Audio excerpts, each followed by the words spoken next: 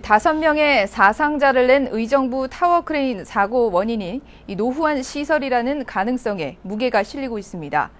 붕괴된 크레인이 제조된 지 20년이 훌쩍 넘은 것으로 조사됐는데요. 노후 크레인에 대한 안전 대책이 필요하다는 목소리가 높습니다. 전병천 기자입니다.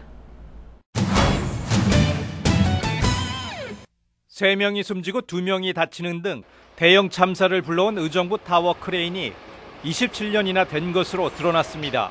고용노동부는 크레인의 제조 연도가 1991년으로 확인됐다고 밝혔습니다. 이에 따라 사고 원인의 조사 무게가 30년 가까이 노후화된 설비 쪽에 실릴 것으로 보입니다. 그러나 현행법상 사용연한 제한 규정이 없어 의정부 크레인의 운행은 불법이 아닙니다. 전문가들은 10년에서 15년 정도 가동을 하면은 더 이상 쓰지 않는 것을 좀 이렇게 권장하고 있는데 우리나라는 거기에 대한 사용 연한에 대한 제약이 없습니다. 그러다 보니까 더 이런 사고를 더 키우는 것 같은데요. 국토교통부에 따르면 올해 7월 기준 전국적으로 20년이 넘은 노후 크레인은 무려 21.3%에 달합니다. 5대 중 1대인 셈입니다. 특히 경기 지역은 20년 이상 오래된 크레인이 모두 381대가 운영되고 있습니다. 장비 노후화도 문제지만 제도적인 부분도 개선이 시급합니다.